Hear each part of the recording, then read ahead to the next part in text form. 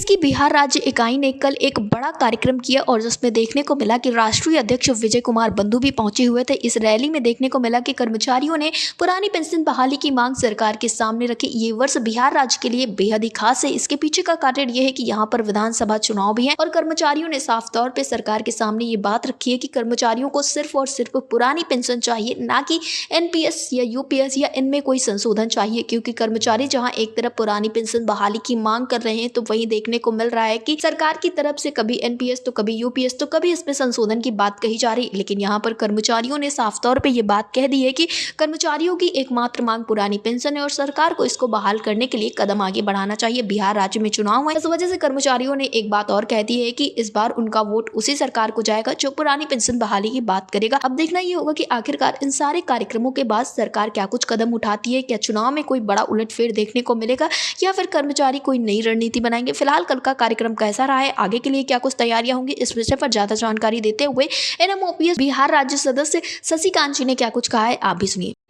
शशिकांत जी, आपका हमारे चैनल अटल टीवी में बहुत बहुत स्वागत है।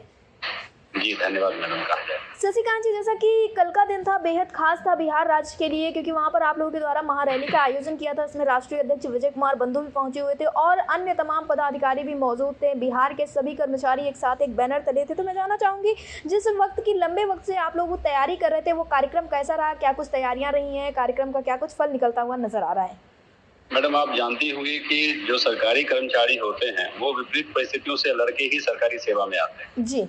और कल जो नमूना था वो इस चीज का हम लोग का प्रतीक था कि विपरीत परिस्थिति, आप समझिए कि लगातार बारिश हो रही थी, फिर उसके बाद 3 से 4 घंटे लगातार धूप हुई है, फिर बारिश हुई है, लेकिन हमारे सारे कर्मचारी बिहार से जितने जिले से आए थे, केंद्र से जितने थे, रेलवे से जितने थे, सभी डटे रहे, लगातार अपने नेताओं को सुनते रहे, उनकी बात को समझते रहे, हुंकार लगाते रहे, एकदम नारेबाजी चलती रही, पूरे दिन जोश में रहे।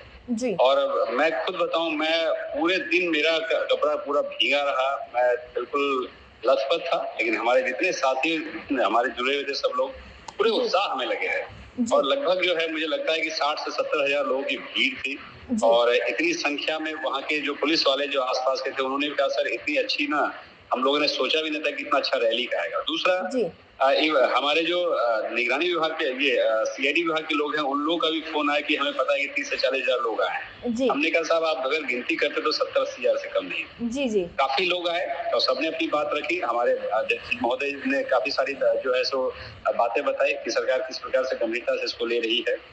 कई सांसद महोदय आए, कई हमारे विधायक मैडम भी आई और उन सभी ने जो विपक्षी जो काफी सारे जो नेता लोग आए थे यहाँ, लोकल सांसद और विधायक, उन लोगों ने कहा कि ये मुद्दा है, ये सरकारी कर्मचारियों के भविष्य से भी जुड़ा हुआ है और उसके वेतन से जो कटौती 10% की होती है ये भी अन्याय है। पूर्ण वेतन न देके 90% का वेतन देना भी गलत है और सरकार के पास इतना राजस्व है कि वो अपने सरकारी कर्मी की रक्षा कर सके, उसकी सामाजिक सुरक्षा को देख सके। और इसमें मैं योगदान बताऊंगा कि हमारे रेलवे के जो साथी हैं उनका भी योगदान अमूल्य है।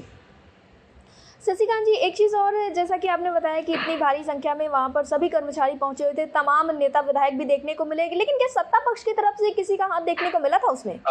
सत्ता पक्ष दरअसल जिस जगह हम लोग ये रैली कर रहे थे, ठीक हमारे मैदान के ठीक बगल में जनता दल यूनाइटेड का ऑफिस है जो सत्ता दल धारी है और वहाँ से ठीक 100 मीटर आगे जो है बीजेपी का प्रदेश कार्यालय का हम लोगों ने सत्ता पक्ष के सभी नेताओं से अनुरोध किया था, उन्हें जो है सो आमंत्रण भी भेजे गए थे, परंतु चूंकि माननीय प्रधानमंत्री महोदय का कार्यक्रम था आज सहरसा, पूर्णिया और अररिया जिले की तरफ, तो उनकी तैयारी में वो लोग सभी आउट ऑफ स्टेशन थे और इसलिए वो लोग नहीं आ पाए। उन्होंने विनम्रता से इसके बारे में बोला भी कि हम लोग अभी चूंकि बाहर हैं इसलिए हम लोग नहीं आ पा रहे हैं। यानी कि लेकिन विपक्ष से लोग आए, विपक्ष से काफी सारे लोग आए। यानी कि शशिकांत जी, कल का कार्यक्रम बेहद सफल रहा है और अब इसका एक प्रारूप 25 तारीख को भी देखने को मिलेगा नवंबर में, जब बिहार राज्य से कर्मचारी दिल्ली पहुंचेंगे। मैडम, दिल्ली के लिए हम लोग कमर पहले से कसे हुए हैं और हम जानते हैं कि कोई भी चीज जो है वो दिल्ली से ही होके आती है। ठीक है, लास्ट टाइम ओपीएस की भी घोषणा दिल्ली से हुई है और इस बार ओल्ड पेंशन की भी घोषणा दिल्ली से ही होके आएगी और ये पूरे देश के लिए फायदेमंद होगा, पूरे देश के लिए लागू होगा और बिहार में स्वतः हो जाएगा।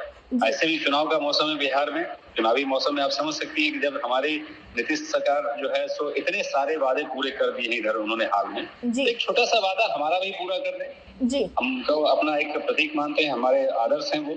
इस राज्य के लिए उन्होंने बहुत सारी जो है सो वो योजनाएं दी हैं और हम लोग उनको मूर्त रूप देते रहे हैं।